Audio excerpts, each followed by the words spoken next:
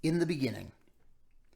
My memories of growing up in the Canadian Rocky Mountains are probably similar to many other Canadians who had the good fortune of being raised in the wilds of Canada before the advance of technology plunged many of us into a middle class suburban lifestyle. It's with fondness and a deep sense of longing that one looks back and remembers the harsh but exciting lifestyle that made up one's heritage. These memories, although as fresh and alive as if they were yesterday, have been softened by the passing of time. Memories of Catamount, memories of where? Memories of Canadian Dominion Mine, a hamlet on the coal branch of the Alberta Rockies. The location was southwest of Edson, just south of Hinton, outside Jasper Park in the Brazeau Reserve.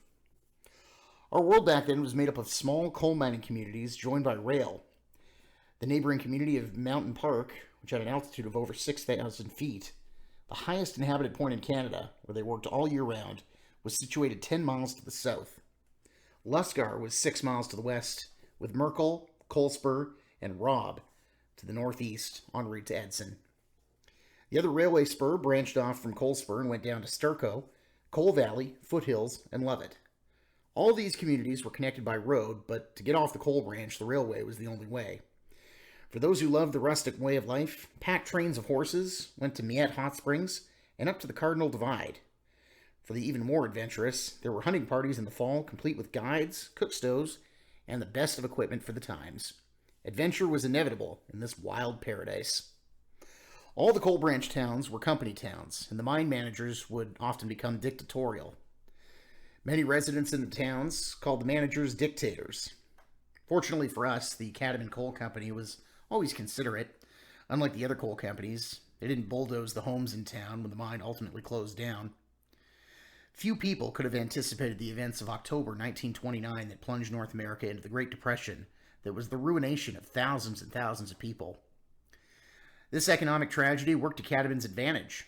With no money, jobs, or security, many talented people reached the coal branch. Even with its fragile economy, they helped make the coal branch the utopia it became.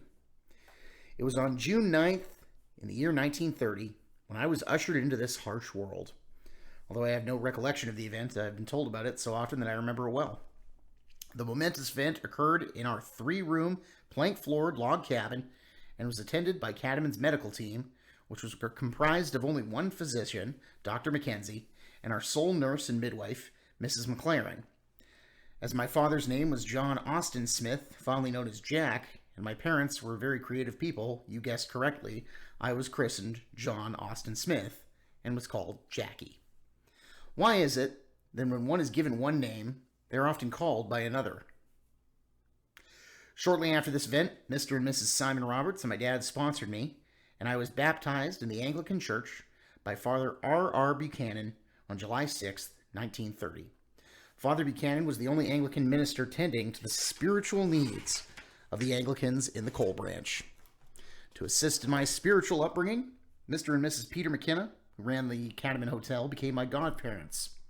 It was a mere 15 months later, on October 19, 1931, that my brother, Donald Stephen Smith, arrived and joined me in my adventure of growing up in Catamount. Being in the Canadian Rockies, Catamount was a harshly cold environment.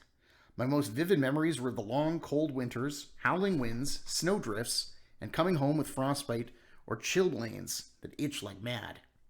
One morning, our family woke up to the sound of wailing.